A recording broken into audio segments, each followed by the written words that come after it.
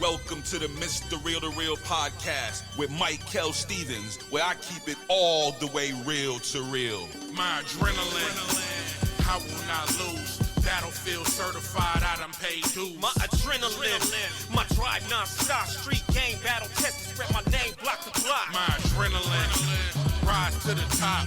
Cornbread champion, cream of the crop. My adrenaline pushes me around the clock. Get dough, smoke, throw, swagged out, top notch. Let's go 2023. I am here to blow the podcast game out the frame. Everything I speak, go to the gram, the top, the tube, and check my receipts. I'm cashing in 25 years, blood, sweat, tears. I went from mug shots to head shots. I'm talking about Supermax to set. Yo, that is the hottest intro. I can't front. Like, it's mine, but it's one of the hottest intros in the podcast game right now. What's good? It's your man, MICAAL Stevens, a.k.a. Mr. Real to Real, and I am here for Season 1, Episode 3, and I am so lit. It's popping right now. You see, yo, my Lakers, loving them right now. I'm loving them right now. Bron, it's going to come back. We're going to do this. It's all love. Trust me, it's about to go down. It's March Madness. Today is actually Sunday the 19th, and today is a special day for a lot of reasons. Right now it's March Madness. It's going down, and actually I have a story last night. I'm going to jump right into it. I was watching the highlights last night of the game between Arkansas, and so one of the kids was on the podium, and he was like, well, when I looked around, you know, I saw the building was just full. It wasn't none of our fans. He was like, but they had a section that was lit. And they actually made an upset. They won the game. And it was amazing how they won because he actually hit 2 big free throws to send the game. So it's ironic that my daughter did the same thing in her high school conference championship. They were actually up 1, and she grabbed the ball, and she barreled down court. She got fouled, went to the free throw line, and she nailed 2, put them up by 3, and they put the team in the bad position to make a 3, and they won the conference championship. So I felt that last night, and that was really, really amazing. So again, today is Sunday, March 19th, and Episode 3, Season 1, actually covers the 16th through the 23rd. But, you know, your man, Mr. Real to Real, is really, really busy. And I had some conflicts this week, so it kind of pushed the show. But, you know, I'm all on Godspeed. I'm all about Godspeed. That's how I roll. Like, life is all Godspeed. I'm on a schedule, but I'm not on a schedule. So, again, today is Sunday, the 19th of March, and we are on Season 1, Episode 3, and I'm super excited, everybody. Thank you, everybody that's been tuning in. The podcast is doing well. We are on our 30th day of launching Mr. Real to Real, and we are right at 500 downloads. Yes, we have clocked 500, and this is all me off the muscle. Like, I don't have no team, you know. I mean, I got a team. Of course, my man Dion, the director, takes care of everything. Morris Media Studios, they on top of it, but this is all about me because it's my podcast and I'm going auto-bio and I'm coming with chronicles. So it's up to me to produce these chronicles and these keepsakes and everything to stay on point. And it's going down right now. I mean, the show, like I said, is doing very, very well because, like I said, Morris Media quality. I keep telling y'all, if you need anything done, please, Morris Media is where you go because you got to invest in your stuff. If you don't have your stuff quality, then you're not going to go nowhere. You got to start with quality. So that's the first thing. And my man Dion, the director, is behind the boards, and he's pushing everything, and everything is super, super official. So that's what's happening. But, again, you know, this show, again, covers the 16th through the 23rd. And even though we're starting on the 19th, you know, I'll make up. Like I said, I had conflicts, and this week has been really amazing. So first off today, I also want to give a special shout out today to my daughter in Atlanta, beautiful flower. If any of y'all are in any athlete's foot across the nation, my daughter has a campaign right now. She's one of the models, and she's in the athlete's foot. So any athlete's foot you go into and you check out the ads that are up, you will see my daughter, Precious Flower, right there, looking beautiful, and I'm so proud of her. She's a model. She's in Atlanta, and she's doing her thing. And yeah, definitely shout out to her for the Athlete's Foot campaign. Way to go, baby. Daddy's proud of you, and I'm so happy for you. And so before we get started on this episode, I just have to give those shout outs. We need to, today is again the 19th, and I want to take 1 second right now to give a moment of silence for someone that was in my life, and he impacted my life. The moment that we met, the moment that we had together, it was impactful. So I want everybody to take a second to pay condolences to my man Lance.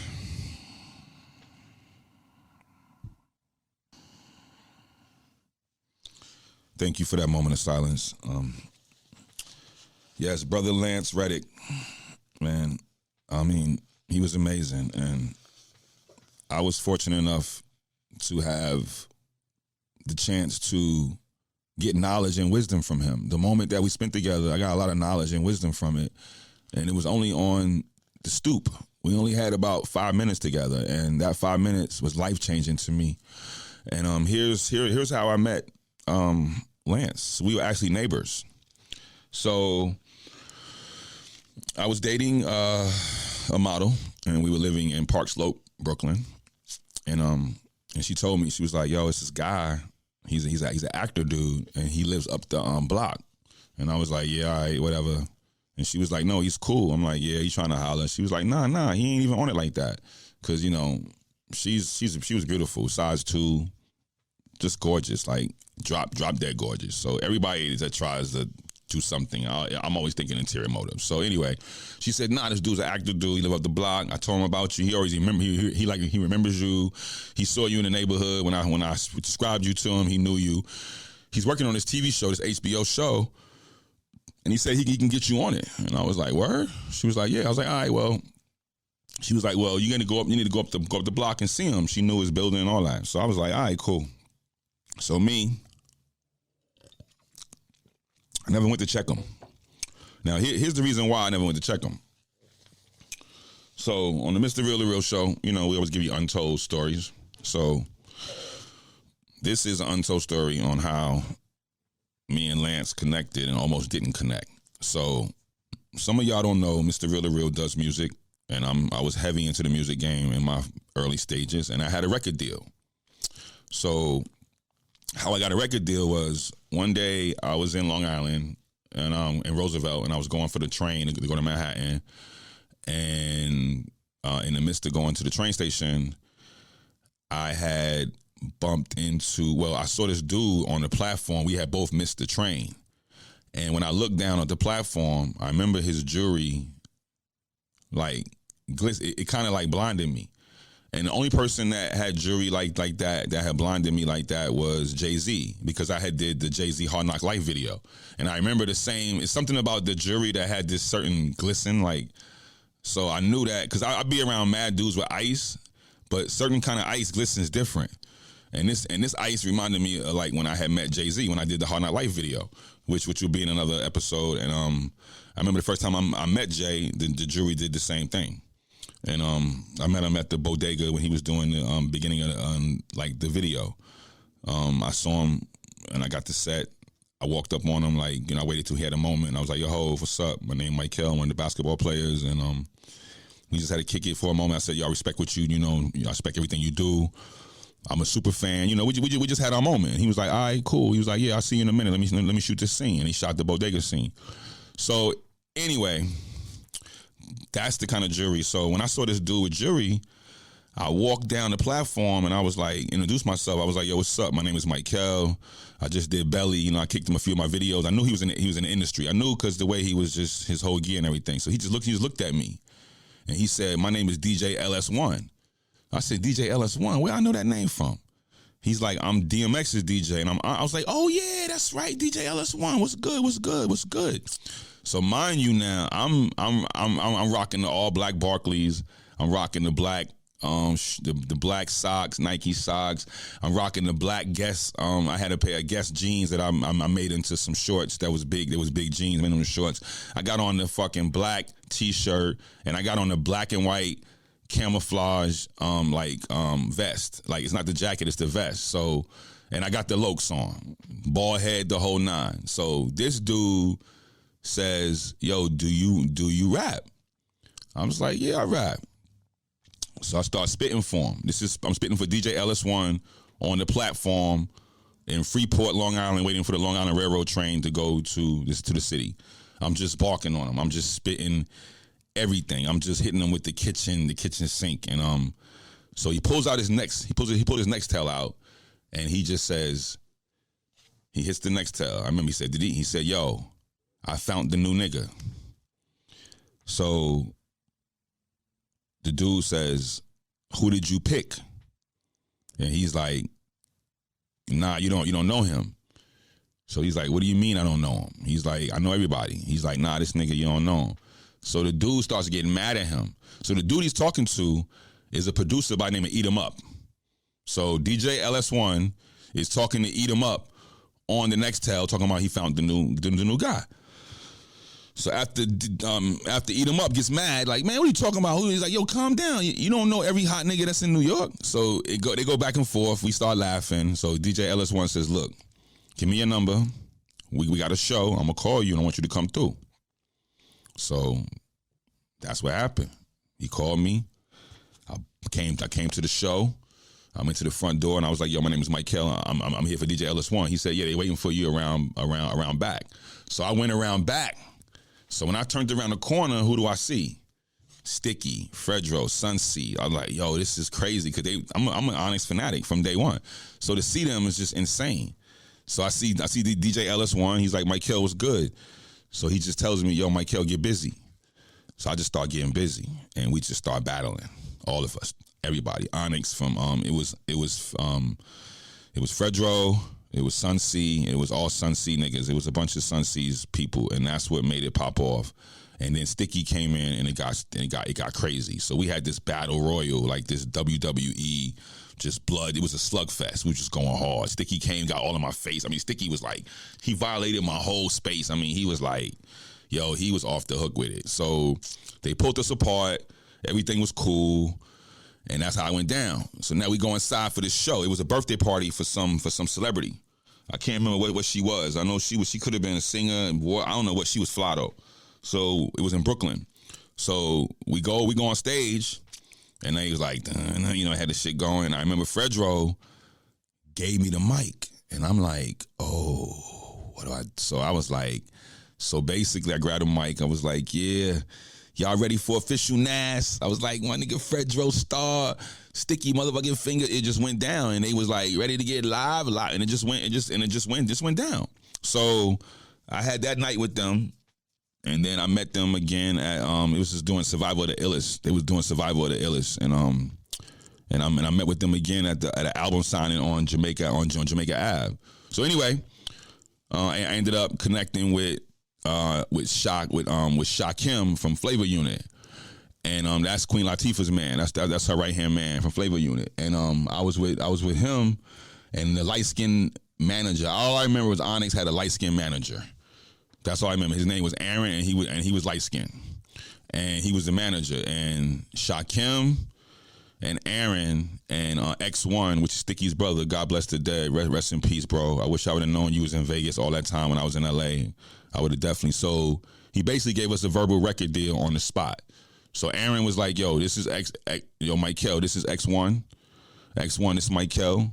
I'm about to put y'all in a group, and y'all about to do this. So we was about to be a duet." They gave us the verbal deal. Shakim was standing right there. DJ LS1 was there. And Aaron, the light-skinned manager, was there. And we got the verbal deal on the spot. But Onyx ended up breaking up. So all that untold story is a lead up to me dealing with Lance, which is my actual neighbor. So at the time, I had a record deal, so I wasn't really tripping on no acting. So one day, she runs in the house, and she was like, he's here, he's outside. Because she used to be on the stoop, reading and all that. It's Park Slope. So anyway, we go outside, And we get to, I walk outside and I see Lance. And I just look at him and I'm like, yo, this the dude. Yo, you a good actor, bro. I said, yo, you a real good actor. You played the crackhead good. And he just looked at me like, and he gave me this look. And I remember looking like, and he was like, thank you. He was like, that actually was some of my best work. And he said, I'm glad you. I said, man, you a great actor because you really pulled that off. He was like, thank you. So he said, listen, I got this show I'm doing down in Baltimore. He was like, give me a headshot, and I'll take your headshot down to the set. Now, little do I know, he's talking about The Wire. He's talking about The Wire at this time, but I'm like, okay, a show in Baltimore. It was the same thing that happened to me with when my agent called me and said, this group called Destiny Child wants you to do this video. And I was like, what video? What group called Destiny Child? And it was like, it's a song called A Soldier. And I was like, nah, I'm cool. And I passed on it. So I didn't know he was talking about The Wire. But anyway, he basically said, yo, man, just give me your headshot and I'll take it down there and I'll walk it right in and I'll take care of you. And he just gave me this look, man. I just remember him, man, being so sincere and so genuine and so real, and just his eyes, man. He just gave me this look, like the same look that Jackie Brown Carmen gave me at the open call, like for Belly, like just that look, like I know you got it. I mean, it was like a lot of y'all don't know. It's also an episode coming up where y'all gonna find out about how I got signed to Wilhelmina. I was signed to Wilhelmina, like one of the biggest talent. And you know how it didn't go through for me? They wanted me to do three minutes of A Raisin in the Sun. She said, just do 2 to 3 minutes of A Raisin in the Sun. And I was like, what? And I was like, Raisin in the Sun? I heard of that. And I went to watch it on Blockbuster VHS. I remember, I got it. I went and rented it. This was like 98. And I watched The Raisin in the Sun. And I was like, 2 minutes of this? I was like, nah. So I did 2 minutes of Juice. I did 2 minutes of when Pac goes to the window and he's like, yo, we ain't shit. We run from Old Man Quilly. We run from, that's what I did. And they was looking at me like, really? Like I played Raheem. I played Pac. Like I was wilding. Like I was wild and changing the voices. Like they were looking at me like, yo. So anyway, yeah, man, I had the opportunity to be on The Wire, man. Lance was right there. He was a genuine brother. He was sincere. I'll never forget that moment that we had on that stoop. The way he looked at me, man, it was amazing. I always respected his work, respected him as an actor. And yeah, man, that's why life is priceless, man, and we got to take every day, man, and we got to really, really live every day. Like, it's not like it should last, because I'm not one of them people that work like a workaholic. I get my proper rest, I do all the proper things, but I don't believe in you sleep when you're dead. I don't believe in that. That's nothing. That's not right. So, but nah, man, Lance was just a good brother. He brought a lot to the game, and he's missed already, because I respect his work, and I had a moment with him. I had a real genuine moment with him, and never forget him. So again, man, everybody, man, Lance is just, he makes me just get my life together, man. And I'm in the process now of like doing a lot of things with my life. Yeah, that's incredible. So Lance, man, we love you, Chadwick, all y'all, man. It's deep. So we here with you. It is going down, and I'm excited because I'm always gonna drop jewels on you and give you mathematics, because 1 is knowledge, 2 is wisdom, and 3 is understanding. So right now we're at the understanding episode, and we're getting into it. We've already covered a few things, and I need to actually, it's about to get real. So we already talked about my daughter. We already talked about her in Athlete's Foot, Precious Flower in Atlanta. I love you, baby. We already talked about Lance, which has been very, very, very, very moment in my life I never forget. Now we're going to get into a couple of things that I did as an actor. So on March 16th, I shot a very, very, very, very, very funny spoof called Black People Can't Swim. Yes, USB News. It was hilarious. Actually, the director which is a cool dude. His name is Coke. He is the director behind Karen, that amazing project Karen, and he did this Black People Cannot Swim spoof, and I played a gang member. My girl Tyra Richards, she hit me up and was like, hey, no, I actually saw the ad on LA Casting, I think, or either Actors Access, and I submitted for it. And what made it funny was it said it was like a gang member that is an expert swimmer, and I'm like, what? Like, what gang member do you know that's an expert swimmer? Because I know some gang members, and they don't like water at all. Like, they don't play that. I don't know, something about them. I don't know. They don't play water. They don't play no water games. So when they said that, I was like, this is interesting. So when I submitted for it, I think Tyra hit me back, or somebody from their camp hit me back, and I was like, oh, hey. It's like, what's up, Tyra? So I did the job, and I actually showed up. It was in Inglewood. So as soon as I walked in, right, it was in the backyard. Yo, it was crazy, right? Because the pool was green. Yo, the pool was green. Like, I was like, yo, y'all play it right now. But when you're an actor, you gotta do what you gotta do, man. You gotta take it for the team. And I've been all in since day one. So the scene was hilarious. You have to watch this. Black People Can't Swim. You will see. We have the link, and you'll be able to see it. Everything will come up. Don't worry about nothing. But that was a good show, and a good spoof, a good skit, and I have fun with that because it was really, really funny, and I love the dialogue, and it was just like, just to be able to do that job really, really, really was like super duper awesome, dope, because the dialogue was, she was asking me, can I swim? And I'm like, no, I can't swim. Like, I'm from the hood, we don't know how to swim. And she goes through all this, me going back and forth. But the funny part is when she tells me there's something inside the pool, she was like, look, what's in the pool? So I turn around to look like, what? Because I'm not going to blow it for you. I want you all to watch it. So you have to go watch it. But she tells me what's in the pool, and I go to look what's in the pool.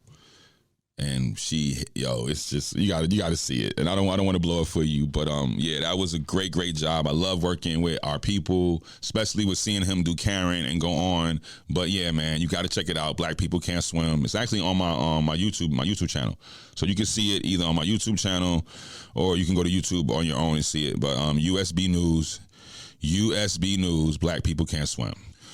All right. It's time to get it in now. This is about to get really exciting. Season 1, episode 3. It's about to go down. So, on March 18th of 2012, MICAAL Stevens, a.k.a. Mr. Real or Real, shot his documentary, the autobio short, that ended up being the award-winning short. We did that on March 18th, which is Mr. Real to Real. And doing that documentary, my documentary, it was amazing. It was just like, because this is what happened. I reached out to a big-time director, producer, and I said, yo, man, I want to do a TV pilot. And he was like, a pilot about what? I said, a pilot about me. The way I came from the open call, just basically like, just me. And he was like, what you mean? I said, bro, I'm a 4-time felon. Like, I've been to the pen 4 times. I did 10 years. I've been in the acting game now. At this time, it's 2013. So I'm 25. So I was 15 years in at that time. I said, man, that's an amazing story. I already worked with all these dudes on set, bro. All these dudes been to college, man. They got degrees in theater and all kind of stuff, man. Like they not no real hood dudes. And we living in a society right now where society needs a story like mine. We need to just drop my story. You know what I'm saying? And he was like, so what do you mean? And we ended up going back and forth, honestly, for about 3 to 4 days. We talked for hours every day, and we put out the treatment. I told him how I wanted to do it. We spelled it out, man. And then all of a sudden, he just went dark on me. Like, and for y'all don't know what dark means, if you watch any cop shows or any like DEA shows, when they just can't find somebody, like he's just gone. Like that's called dark. Like he's just gone. Like they can't find him nowhere. At no address, nothing. He's just dark. You can't find him hitting on nothing. So dude went dark on me, and I was just like, wow. And I kind of played it back in my head like, yo, he just played me for creativity. Like he just drained me for creativity because it's already happened to me about 2 other times in my career. One of my friends called me and was like, "Yo, MICAAL, if you was to do a movie, how would you do this and how would you do that?" And I'm just helping him and just thinking I'm doing a good deed, and all of a sudden, a year later, he comes out with a movie. I'm like, why you just didn't come to me and say, "Yo, I want to do a film"? Like, and he fucked it up, and that's why the shit flopped. But he could have came to me, man. So people will use you. So anyway, he went dark on me, and he forced me to do a documentary. I was like, okay, since I can't do a TV pilot, I'll do a documentary. So I started shopping around, asking people to help me do the documentary. Everybody was like, where's your script? I'm like, I'm the script. They're like, what do you mean you're the script? You gotta have a script. I'm like, okay, well, you write the script. They're like, no, I ain't writing it. I'm like, why you don't want to write it? You writing bullshit. Like, you constantly dropping bullshit that ain't going nowhere. I'm like, nigga, help me write the fucking script. So everybody was just making all these complicated, you need a budget, you need a film crew, you need this and you need that. I'm like, bro, I'm working for y'all doing indie films, and y'all pulling off these independent films constantly, and y'all getting us to work for like deferred pay and like back end pay. So why don't y'all work for back end pay? And you're like, oh, it don't work like that. I'm like, what do you mean don't work like that? So it was just a lot going on. I just kept knocking on doors, trying to get the documentary done. I was like, yo, come on, I got some bread. But so anyway, I ended up knocking on one door. Well, actually, it wasn't a knocking at a door. I was at Earl's Grill. I was still living on, I think I was living in Lemerck at the time. Oh yeah, I was living in Lemerck. I had moved from Buckingham Exposition, but Earl's Grill was next to West Angeles, because there was a time when I first moved out here, Earl's Grill was in Lemerck Park by the sneaker factory, and then they moved it down to the Chili House by West Angeles, and that's the time. So I went up in there to get some food, and I bumped into a brother by the name of Rashad Lewis, and he's a cinema photographer. He does camera work. And I saw Rashad, and I'm like, yo, Rashad, what's up, baby? And Rashad always gives me love. He always respects, the belly, the journey. And he said, what's up with you, man? What you got going on? And I'm like, yo, I'm trying to do this documentary. He was like, about what? I said, about me. And Rashad's next words was, yo, that would be dope. He said that would be dope. Rashad said that would be dope. I was like, bro, that's what I'm talking about. He said, well, this is the time that I had to do it. He said, look, these are my dates because Rashad works as an industry cameraman. So he's already working. But he told me, he said, man, look, I'm available on these dates. And he gave me the dates that he can shoot it.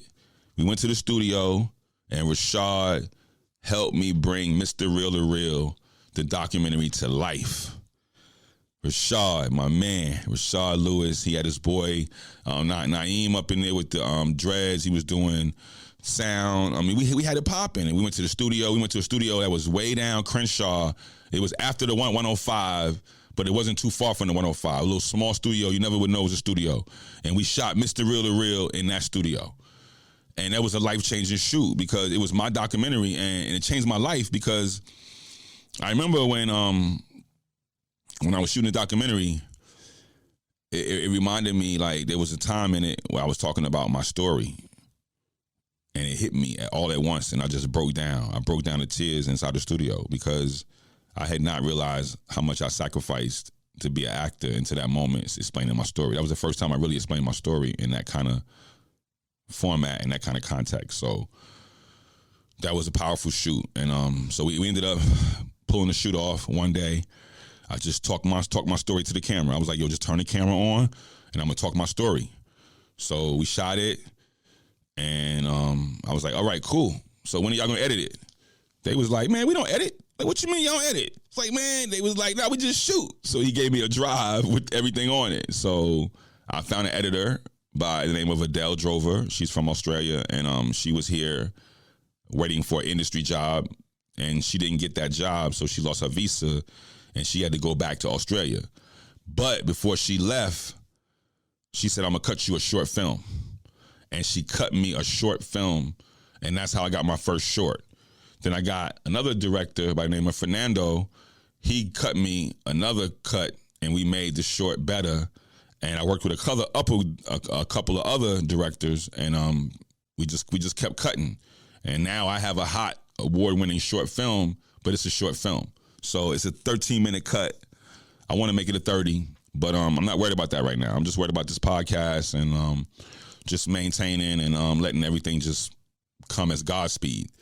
But yeah, that was really, really good, man. March 16th. Well, I'm sorry, March 18th was the time of the birth of Mr. Really Real when we shot the documentary. And I'll never forget that moment, man. It was just great. Great time. Great as a filmmaker. I really enjoyed it. And it's one of the hottest short films ever. Once I make it a 30 or I make it a feature, it's gonna be on. But like I said, right now everything is just Godspeed and it's going down. But yeah, that was one of my favorite times. And now it's time for the grand finale of episode 3. Drum roll, drum roll. Now, your boy worked with one of the biggest stars in the game. Top 3 R&B star. Now, check out how the audition went. So now is the grand finale of episode 3, season 1. You boy had the chance to work with one of the biggest pop stars, R&B stars in the game. So here's the funny thing about the audition. They didn't tell us who it was. This person was so big. The audition was so big, they didn't say who it was. So I'm at the audition. I'm not thinking that, I don't know who it is, but they telling me that it's a scene where I'm driving inside the hood and I'm inside of a big body foreign whip and I'm trying to holler. So I'm just hanging out the window, hollering. So I'm just spitting out, yo, what's up, baby? I'm from New York. You already know what it is. I'm just spitting my game. I'm talking about I'm Hove, baby. I'm Hovey, because I always call myself Diddy. I call myself Hove, because those are guys in my likenesses, and I've been saying that for a minute. So I'm trying to holler at her, and that's it. I'm just spitting my game. That's it. So they was like, okay, thank you. So then they called me to book me. So I was like, okay, what's going on with this? So they booked me. It was way out. We had to shoot way out. Like, it was way out. It was off the 210. Yeah, the 210, but it was way out. It was like way out in the mountains. Like, so anyway, we get out there. Yo, when I say it's top secret, like, it's super top secret. Like, it's super top secret. And they got us with, you got to put your phones in the tent. They got different fans. We got to park over here. I mean, they are really not playing. They're telling us, no, don't play around, don't do nothing. So all of a sudden, I'm just like, yo, who is this person? Like, yo, so now we get the hold in, and who do I see? I was like, yo, there go my poo-poo, because I got a daughter, and, and she reminds me of my daughter. So when I saw her, I couldn't believe it when I saw her. I was like, there's Blue Ivy, like, right in front of me. I'm like, yo, Blue Ivy. I'm like, oh, my God. Like, yo, you can't believe it, because my daughter's 19. So I'm like Hove. So my whole life is like, my daughter, like, when Blue Ivy came on the scene, everybody in the family used to always be like, saying stuff like Naomi is like Blue, I'm sorry, Blue Ivy is like Naomi, because Naomi's older than her. But I always like Blue Ivy because she looked like her dad and looked like her mom. So when I saw Blue Ivy, I knew where we were. We like, oh, it's Blue Ivy. Like, okay. I'm like, yeah, it's Blue Ivy. So seeing her felt good as a dad, because see, what y'all don't realize is that I'm a Mr. Mom, I'm a daddy daycare. I sacrificed my life for my daughter. Everybody in the Crenshaw district knows it. Like, anybody that lives in Crenshaw district knows that. That's the real, they call me the real New York, because there's a couple of dudes out here that's New York, but they call me the real New York. So I would always be out with my daughter. Like, I was always hands-on with her, like letting her ride her bike, her tricycle, her car, just going for walks. Like, we always was out and about. I even had dudes pull up on me in the Crenshaw district and just, they didn't even know me. They'd be like, blood, cuz, whatever. They be like, yo, I don't even know you, but I be seeing you putting in work with your C. I respect you, homie, and you making me a better father. And I done had dudes roll up on me before, like, bro, you a good dad, homie. They was like, bro, do you smoke? I'm like, yeah. They're like, come here. And they just like a whole handful, like, pfft. I'm just like dropping stuff. Oh my God. Like, dudes done gave me money. Like, yo, little mama, they give her money for her, like stacks. I'm talking about a stack, bro. Like, this is real. Like, just in the Crenshaw district. Like, it's amazing. So, like, seeing Blue Ivy it was just incredible. So, cause I'm, like I said, I'm just that kind of dad. Like I said, my daughter do everything. Swimming. She went to swimming, on like rodeo and like, you know what I'm saying, King, where it meets at that little spot over there, like rodeo park, whatever. I'm sorry, Rancho. She go there. Like my daughter was a Crenshaw baby. I got pictures of her all on Crenshaw, like driving a car, riding a bike, all that stuff. So anyway, seeing Blue Ivy was just incredible. So I'm like, I told everybody in the tent, like, yo, we on Beyonce set. They was like, what? It's Beyonce. So yeah, so Beyonce was shooting Lemonade. Yeah, she even credited me in it. Yo, Beyonce even credited me in Lemonade. Like, my name is in the credits. Like, Beyonce's official. So here's what happened on set that I don't like. So the director, Jonas, I was telling him, I'm in the video, Hold Up. So if you watch the video, Hold Up, you will see in the very beginning, she walks by the little boy, and then she walks by somebody else, but they faded it out. They like kind of like pan. They kind of like fade on it, but you can see me when she breaks the window of the actual car. You see me throw my hands up like, yo, man, you got the back busting windows. What are you doing? But when she walks by me, the director, I asked the director, I said, you want me just to play the wall, or you want me to try to sell her the glasses? He said, sell her the glasses. So when she walks by, I'm trying to sell her the shades. Like, yo, man, you want some shades?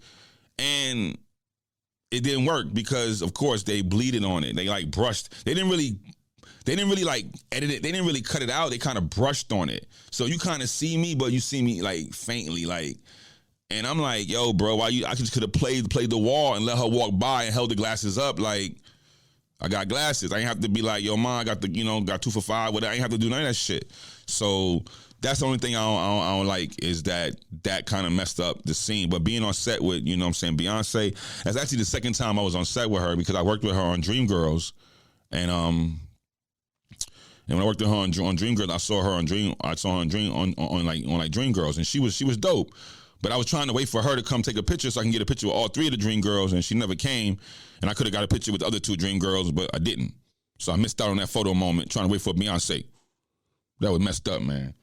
And then I had a moment with Beyonce, too, where I've had it with like some gang members that's been in L.A. before. I don't know what happened. I'm just a creative person. I like to commute. I like to ride. I like beautiful people. So apparently Beyonce had to hit me with, so we're on set, or we're in holding, I can't remember, and I'm just staring like there's Beyonce. So apparently I must have been staring too long because she hit me with the, like, what are you looking at, boy? And I was just like, I'm sorry. But she hit me with the like, ugh. So I don't know how long I was looking. It happened to me in like LA a couple of times. I had some gang member dudes be like, the fuck you looking at, homie? And I'm like, bro, I'm just fascinated. Like, you're a gang member. Like, you're in uniform. I don't know. I'm just checking out the Dickies and I don't know, the Pro Club. I don't know what's going on. I don't know, bro. I'm sorry, man. Like, I'm just like, you're just cool. Like, I mean, I'm not a gang member. So it's like, he's like, sure you're not. I'm like, yeah, but you're more authentic. You're the real deal. I just be fronting. Like, so anyway, like, nah, but it was just amazing, man. Like, yeah, so definitely, it was just something that happened with her that I regret. I don't know what happened. I don't know. I wish she would tell me in the future, like, you was looking for 2 minutes or so. I don't know. But anyway, she definitely chin checked me. But seeing her again on Lemonade and seeing Blue Ivy and working on such a big project, and just for them to cast me, man, it was just like amazing. And then we shot I watched them shoot some of the video with like the motorcycle riders, and then we shot another scene where we had like the crawfish thing was going on, and then I shot another scene in Lemonade in the video where I'm actually sitting at a table right when the explosion happened. So I'm at this little cafe. I'm wearing blue, and I'm wearing, for those of y'all that watch, so all these episodes are gonna be in video, so you'll see photos that I'm talking about. But Yeah, I had this little blue beanie on, but I remember I took one for the team because the director told me that there's going to be an explosion. I remember this because there's going to be an explosion. So me trying to make history, I'm like, nah, I don't care. I'm gonna sit right here. He's like, you sure? I'm like, yeah, I'm sure. I'm sure. Let's go ahead. Let's go with it. He's like, all right, man. I was like, man, let's do it.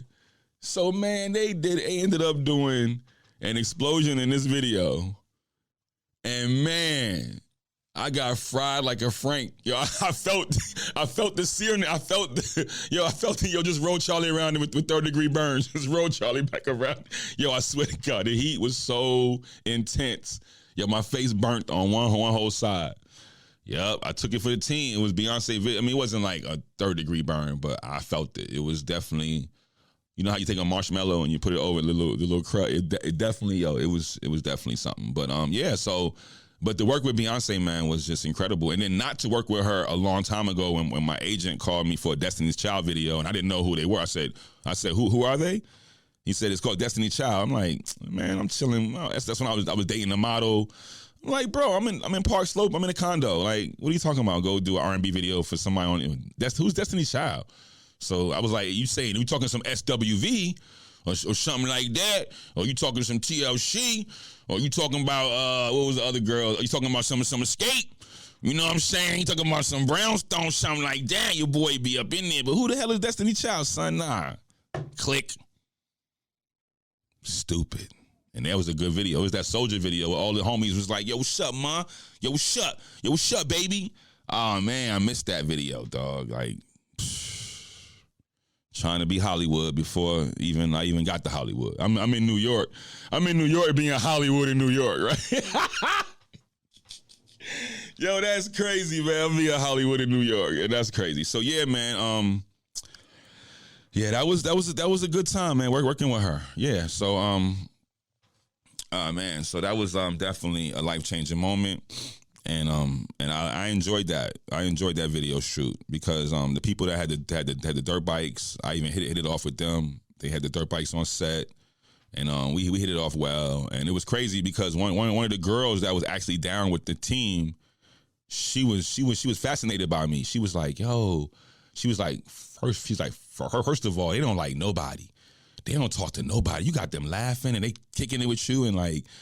Y'all, she was like, who are you? She was just tripping. Like, I was like, nah, I'm just me. I'm just I'm MICAAL. And she was like, wow. So yeah, it was just one of the biker chicks. And but yeah, man, it was definitely an amazing video. Lemonade was dope. And the way Beyonce had a security, like we couldn't use our phones unless we went into a tent. You had to go into a tent. They gave you an envelope to put your phone in. You had to go in the tent and you only use the phone inside the tent. That's crazy how it went down. And they was on it, like they had security everywhere, and it was just official, man. But nah, Beyonce she was incredible. Shout out to Beyonce, shout out to Hove, shout out to Blue Ivy and the whole camp, and thank you for crediting me. And it was amazing. It was just amazing to work with Beyonce. It was just amazing, and to see her that close to me and just incredible. So yeah, man, twice working with her from Dreamgirls to Lemonade was just official. Yep. So, man, here we are. We are closing down on episode 3, season 1, The Understanding. I am so excited right now. I want to share something with everybody before I go. So I have a review that I would like to share. So this review is from a brother of mine, and he's definitely. His name is Aaron, and he used to work construction with me, and he also is into the entertainment business also, just like me, except he's more cameraman. So here's his review that he left me. I met MICAAL back in LA around 2019, 2020. We used to always talk about the film industry and just getting in work. I heard his story at least 4 times, and it never, capital letters, it never ceases to amaze me. Glad he is making a podcast, which is the perfect way to highlight his very unique and entertaining story. It's good to see someone make something powerful when they have lived through adversity like he has. He used the entertainment industry to turn his life around. So it's guaranteed, capital letters, it's guaranteed to be entertaining. He came up in one of the hottest eras of hip hop and also has picks and stories with many stars and familiar names. Here we go. Hold on. I lost it. Familiar names. Which makes his story stand out and really fascinates you while taking you back to this dope era when the film Belly had just was coming out. I done saw pics or stories with him with people like Cameron, Hype Williams, DMX, LeBron James, and many, many, many more. It's shocking how many big people he has worked with because he is usually real humble with it. But now, with this podcast, oh boy, he is finally set up to talk his shit. That's what's up, big bro. That's what's up, man. Aaron, man, I appreciate you, bro. Like this is heartfelt, man. I've read it over and over, and anybody, if y'all in the Philly area, check out my man Aaron. They have a podcast studio called Potty Time, Poddy Potty Time. Anybody in the tri-state area? Well, I don't think you're gonna travel from New York to Philly because there's mad spots in New York, but you really should. If y'all in New York or in Jersey, just go to Philly and just catch a train and go see my man Aaron in his camp. It's Potty Time, Poddy Time, man. And like I said, check him out, man. He's a really, really, really, really dope brother. I want everybody out there to keep maintaining, keep drinking your lemon water. You know, streets. You know, saying street smarts, man. Always watch your front, side, and back. Just all I gotta say, watch your front, side, and back. Wherever you somewhere. Just pay attention before you enter a building, before you exit a building. You know, just always watch your front, side, and back, and keep distance from people. It's just a lot of this stuff is common sense. You know, you got to be on point, man. You got to put your money up. You know, like I see people all the time opening their wallets in public and opening like females or either males, and they got too much cash on them. Like, yo, you don't know who I am. Like, you don't know what I got, what I'm going through. Like, you gonna pull out a knot like that in front of me? Like, for real? Like, you don't know me at all. Pay attention, people, because it's going down out here, for real. And then when I try to tell people, like, yo, watch yourself, they're looking at me like, I'm like, look, if I want, I get this shit if I wanted it. But I don't want it. I'm just trying to save you from, the only reason I can't get it is because too many cameras. Wasn't no cameras, I might get some wreck on you. I don't know, but it's too many cameras. So I watch First 48. They only break the damn case because of the camera. Every case broke because of the camera. Every case is broke because of the camera. It might not be one right there, but get what? It one down the block. It one around corner. It one down the other corner. And somebody gonna get you, boy. You gonna read on one of them, boy. They gonna see that charger riding by. They gonna be like, there it go right there. There it go, and it's way down. So we know Jeff in there. We know everybody up in there. They can tell how low it's riding, boy. They know everything, boy. They can see everything. Cause if it was just him and wifey, it'd be up a little higher. But anyway. But nah, man. Listen, I want everybody, man. Listen, stay happy and stay blessed. And man, I'm trying to just do all the right things. You know what I'm saying? Again. You know, right now, focused on life, you know, seeds, you know, and man, we can all grow. It's always room to grow, and just keep elevating, man. Because you know, my motto is, I ain't maintaining, I'm ascending, constantly ascending. I'm trying to ascend, and constantly grind and just keep going and doing all the right things. So again, y'all, just always know that you've blessed just by waking up. Just always believe that it's going to be okay. It's going to be fine. I'm telling you, everything will be fine. If you do the right thing, you put your best foot forward, the Most High will bless you. I'm a firm believer. I am a true testament of it. You know, as of January 4th, I'm the big 5'2". That's why this is my year. 5 + 2 is 7. 2023, add it all up, it's 7. It's going down right now. This is divine. It's a divine era. Everything is lining up. And like I said, man, I'm gonna keep hitting you weekly. I'm gonna keep bringing you them real stories, and I'm gonna keep bringing you the truth, because that's what Mr. Real, the Real podcast is about, the truth. I ain't talking about nobody in jail. I don't care about who caught a fade in jail. Like, what's that doing for my babies? Like, what's that doing for anybody? Like, y'all talking about fights in jail? Really? Like, for real? like, y'all really talking about fights in jail? Y'all got drunks talking about drunks out here, man. This is crazy, man. Like, it's wild. It's really, really wild. So I'm only here to bring you the realest stories. I'm here to bring you the realest chronicles. I'm here to bring you untold stories you never heard before. And as long as you keep tuning in weekly, you're going to keep being amazed. You're going to keep being blown away, fascinated, and just constantly just empowered. That's what I'm here to do. I'm here to tell my story, because if I can do it, then you can too. Because you don't understand the blessings that are out here available for you in the entertainment business, in the construction business, and so many trades. It's just so many things that you can be out here doing besides doing the wrong thing. Because I went cold turkey, man. I walked away from being illegitimate to being legit. And the reason why is because I became conscious. So when I was doing all that stuff, I was unconscious. But once you get to a level of consciousness and you know right from wrong and you still doing wrong, that's just not what's up.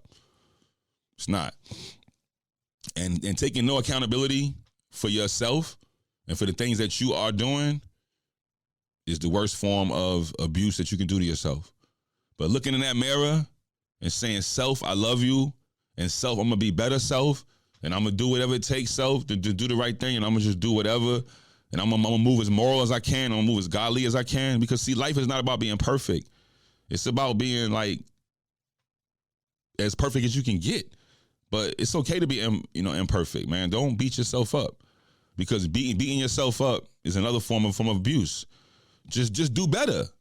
That's how I look at life. I just do better. Like, if I do a repeated mistake, I just be like, yo, do better. You got to just do better. So anyway, y'all, stay focused, man. Stay special forces.